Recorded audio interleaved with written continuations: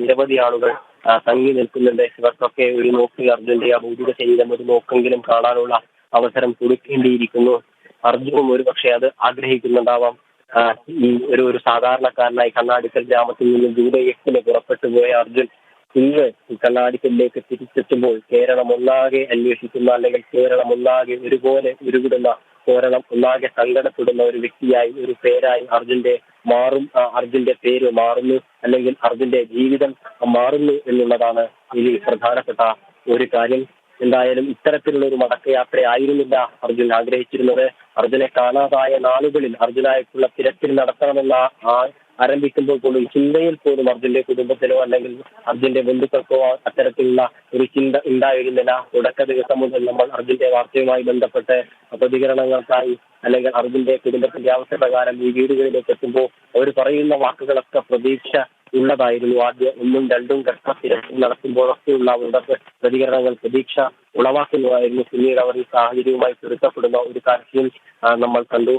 പക്ഷേ ഈ അർജുൻ ഇനി ഇല്ല എന്ന സാഹചര്യത്തോട് അവർ പൊരുത്തപ്പെടുകയും അതിനെ തിരിച്ചറിയുകയും ചെയ്തിട്ടുണ്ടെങ്കിലും ഈ ചേതനയൊക്കെ ശരീരം അർജുന്റെ വീട്ടിലേക്ക് കയറി ചെല്ലുമ്പോൾ അതിനെ ഏത് രീതിയിലായിരിക്കും അർജുന്റെ കുടുംബാംഗങ്ങൾക്ക് സ്വീകരിക്കാനാവുക?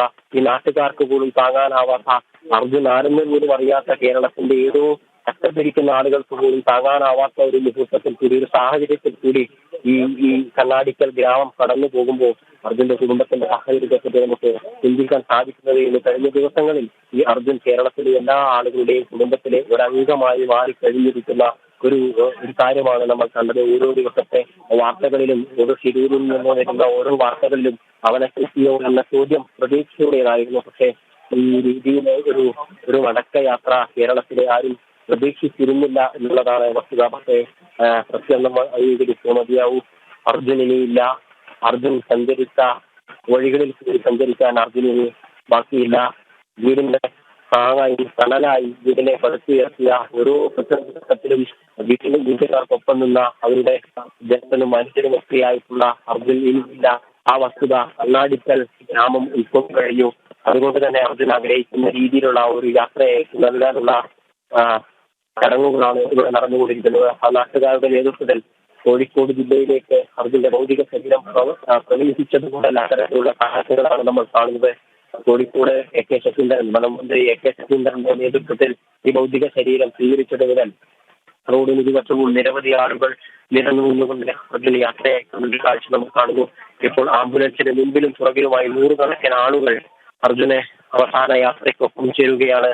അർജുൻ അവന്റെ വീട്ടിലേക്ക് കയറി ചെല്ലുമ്പോൾ അവർ ഒറ്റക്കല്ല എന്നൊരു പ്രതീതി ഉളവാക്കുന്ന ഒരു സാഹചര്യമാണ് ഇവിടെയുള്ളത്. നൂറുകണക്കിന് ആളുകളാണ് അർജുന്റെ വാഹനത്തിന് മുന്നിലും പിന്നിലുമായി കണ്ണിനിരന്നുകൊണ്ടിരിക്കുന്നത്. എന്തായാലും അത്രയേറെ വേദനാജനകമായിട്ടുള്ള ഒരു സാഹചര്യം, ഒരു അന്തരീക്ഷം, ഒരു മുഹൂർത്തമാണ് ഇവിടെ സംഭവിച്ചുകൊണ്ടിരിക്കുന്നത്. ഇനി ഏതാനും മണിക്കൂറുകൾക്കകം തന്നെ അർജുൻ മണ്ണിലേക്ക് മടങ്ങും. 72 ദിവസം മണ്ണിനടിയിൽ കിടന്നിരുന്ന അർജുനെ പുറത്തെടുക്കാൻ അർജുന്റെ കുടുംബവും മാധ്യമങ്ങളും ഉൾപ്പെടെയുള്ള പ്രവർത്തകർ നടത്തിയിട്ടുള്ള ആശ്രമം നമുക്ക് നേരിട്ട് ബുദ്ധിമുട്ടാണ്. നമ്മൾ ഉൾപ്പെടെയുള്ള ആളുകൾ അതിന്റെ ഭാഗമായിരുന്നു. അങ്ങനെ മണ്ണിൽ നിന്നും പുറത്തെടുത്ത അർജുൻ ഏതാനും നിമിഷങ്ങൾക്കകം ഇന്ത്യയുടെ ഉപചാര ചടങ്ങുകളോടൊപ്പം തന്നെ അർജുന്റെ അർജുന്റെ വീടിരിക്കുന്ന മണ്ണിലേക്ക് മടങ്ങുന്നു. ഇനിയിപ്പോൾ അർജുന് നൽകാൻ നമുക്ക് സാധിക്കുന്ന ഏറ്റവും ബഹുമാനകരമായിട്ടുള്ള ഒരു കാര്യം, അല്ലെങ്കിൽ അർജുനന് നമുക്ക് നൽകാൻ സാധിക്കുന്ന ഒരു അങ്ങേയറ്റം വിലമതിക്കുന്ന ഒരു കാര്യം അത് മാത്രമാണ്.